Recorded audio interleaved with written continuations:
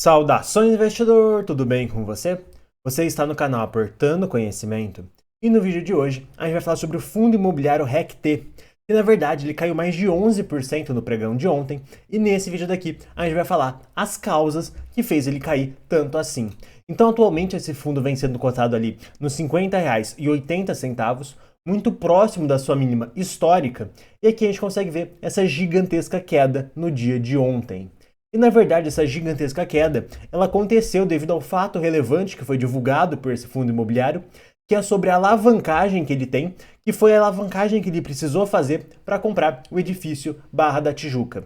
Então alguns termos dessa alavancagem foram mudados, e aqui estão todos esses termos que foram mudados, e eu não vou ler cada um deles, porque senão vai ficar um pouco meio chato, eu só vou ler o segundo, que vai ser importante para o vídeo de hoje, que na verdade esse fundo imobiliário, ele tinha alguns pagamentos que obrigatoriamente deveriam ser feitos em junho e em setembro desse ano, e que aí foram cancelados devido a esse reperfilamento da dívida. E eu não vou falar quais foram esses termos um por um, porque eu acho um pouco mais interessante falar os efeitos dessa mudança e principalmente o porquê ela aconteceu. Então, na verdade, o único ponto mais importante aqui desse fato relevante é que agora, com esse reperfilamento, com essa mudança dessa alavancagem, o fundo imobiliário passa a pagar apenas 40 centavos por cota, isso considerando que ele vai permanecer com a mesma vacância atual. Então, atualmente, esse fundo pagava ali próximo a 54 centavos por cota, e a partir desse mês, isso já vai cair bastante para em torno de 40 centavos por cota. Isso por conta que agora ele está pagando mais a amortização daquele CRI que ele tem. E basicamente o que aconteceu? Como aqui a gente pode ressaltar, é que agora com essa alteração, ele não vai precisar mais de uma emissão nesse ano aqui. E na verdade, agora sim, a gente vai explicar tudo o que aconteceu no RECT detalhadamente. O porquê que ele teve que fazer esse reperfilamento e quais foram os impactos disso. Mas antes de tudo, se você estiver gostando do vídeo, eu vou pedir para você se inscrever para ficar por dentro dos próximos vídeos. E se você já for inscrito, eu vou pedir para você deixar o like no vídeo para ajudar a divulgação do canal. Tá bom, mas o que realmente aconteceu com esse fundo imobiliário e o quão preocupante é isso? Bem, na verdade o que aconteceu com o RECT é algo muito parecido que aconteceu com o Helg, que é um outro fundo imobiliário, lembrando obviamente que o RECT ele é um fundo de laje de escritório e o Helg é um fundo logístico, mas os dois são da mesma gestora, que é a REC, que cometeu o mesmo erro nos dois fundos imobiliários. Lembrando que a REC também é a mesma gestora do fundo imobiliário de papel RECR, que a gente fala bastante aqui no canal. Mas, na verdade, antes de explicar esse grande problema do RECT, a gente precisa explicar um pouco melhor o que é a alavancagem. Então, vamos supor que o fundo imobiliário ele compra um imóvel e ele pretende receber 8% de aluguel, e esse 8% ele é calculado sobre o valor que ele pagou para a compra desse imóvel. Então, o aluguel anual ele vai ser de 8% sobre o valor que ele pagou nesse imóvel. Só que ao invés desse fundo imobiliário fazer uma emissão, emitir novas cotas, fazer uma captação para juntar dinheiro para comprar por esse novo imóvel, não, ele vai lá e faz um CRI, ele se alavanca, ele faz uma alavancagem.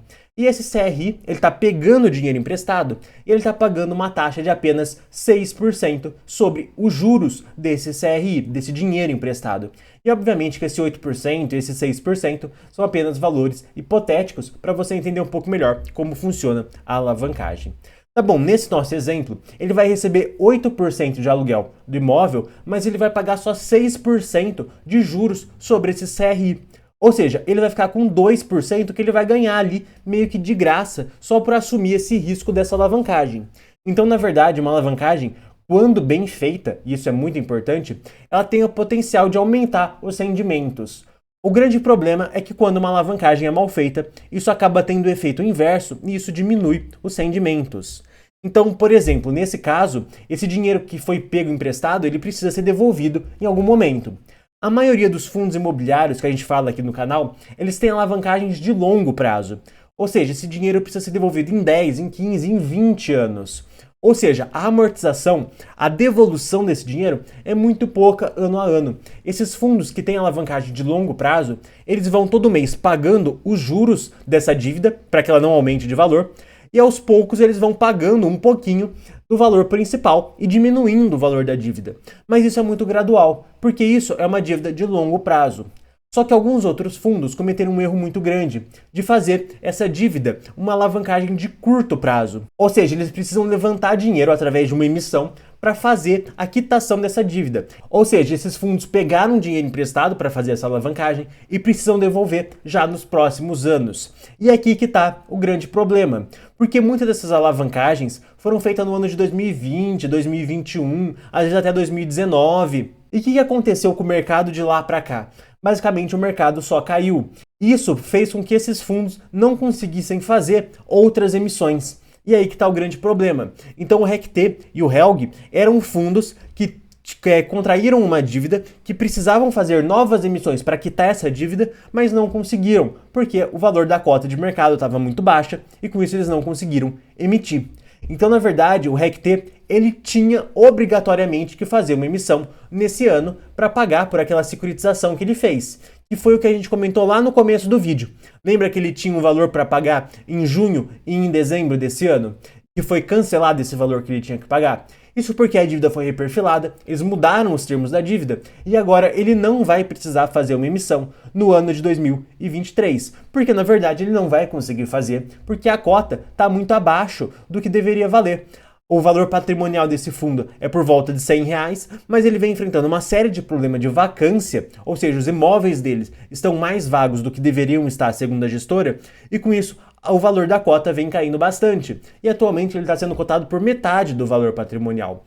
E não seria interessante para ninguém fazer uma nova emissão nesse valor próximo de R$50, porque seria muito ruim para o investidor e seria também muito ruim para a gestora, porque ela ficaria aí com uma má fama no mercado, como acontece inclusive com a REC, que tentou fazer uma emissão abaixo do patrimonial do HELG lá no passado, e o mercado realmente não gostou dessa atitude.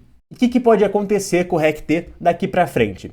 Bem, muito provavelmente ele vai continuar pagando ali próximo dos 40 centavos, até ele conseguir ou fazer uma nova emissão ou vender um dos imóveis.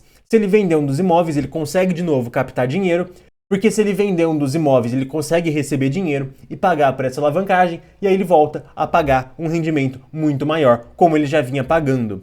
Mas considerando que isso não vai acontecer, atualmente o dividend yield dele, considerando o preço de R$50 e considerando que ele vai continuar pagando próximo a 40 centavos, é de 9,6, o que é um dividendo extremamente alto, mas aqui a gente está analisando só o retorno do RECT. Você tem que analisar o risco também, e o risco desse fundo é extremamente alto, na minha opinião. Então eu vou pedir para você, investidor, que pensar se investir no RECT é uma boa ideia ou não, que fique muito atento sobre o risco desse fundo imobiliário. E, gente, esse vídeo vai chegando ao fim e eu vou estar recomendando outros 2 vídeos aqui do canal. Gente, um forte abraço e até o próximo vídeo.